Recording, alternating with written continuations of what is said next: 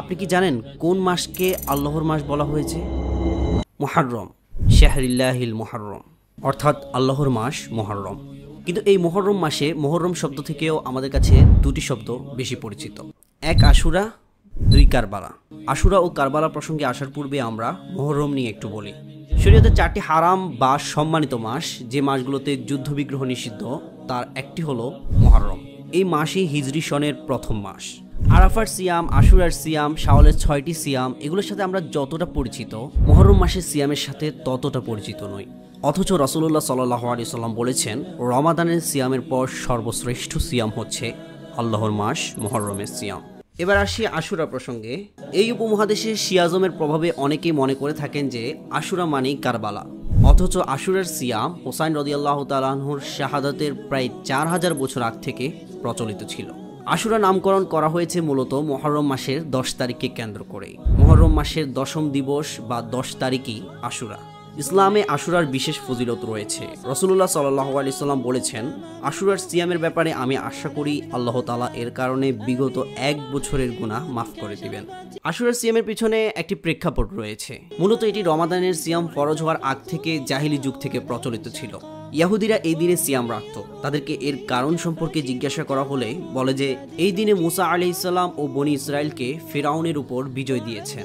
পরবর্তীতে রাসূল সাল্লাল্লাহু আলাইহি সাল্লাম সাহাবীদেরকেও এই সিয়াম পালনের নির্দেশ দেন। এবং এখানে একটি আকর্ষণীয় ব্যাপার হচ্ছে, ছোট ছোট বাচ্চাদেরকেও এই সিয়াম পালনে অভ্যস্ত করানো হতো এবং যখন তারা খাওয়ার জন্য কাঁদতো তখন তাদেরকে খেলনা দিয়ে ভুলিয়ে রাখা হতো।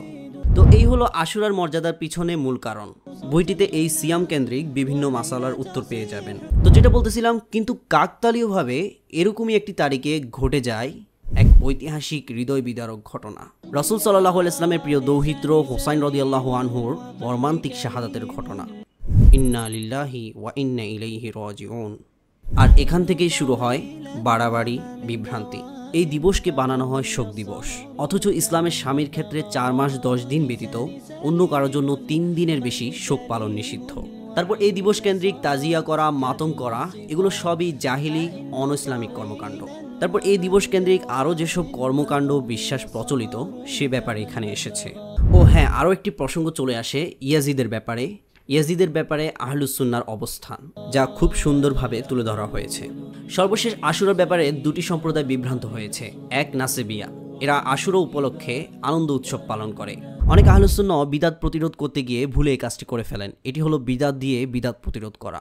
আরেকটি সম্প্রদায় হলো শিয়া সম্প্রদায়। তারা আহলে বাইতের ভালোবাসার নামে শরীয়তের সীমা লঙ্ঘন করে, শোক প্রকাশের নামে জাহিলি ও কুফরি কর্মকাণ্ডে লিপ্ত হয়। তো মুহররম, আশুরা ও কারবালা, এই 3টি বিষয় মিলিয়ে হক ও বাতিলের দর্পণে মুহররম, আশুরা ও কারবালা বইটি রচনা করেছেন ডক্টর মোহাম্মদ সাইফুল্লাহ, প্রকাশ করেছেন মাকতাবাত আল মুফলিহুন। শেখ সাইফুল্লাহ মাদানী বইগুলোতে আমি একটি জিনিস উপলব্ধি করি যে খুবই সহজ, বোধগম্য ও স্পষ্ট ভাষায় তিনি লেখেন।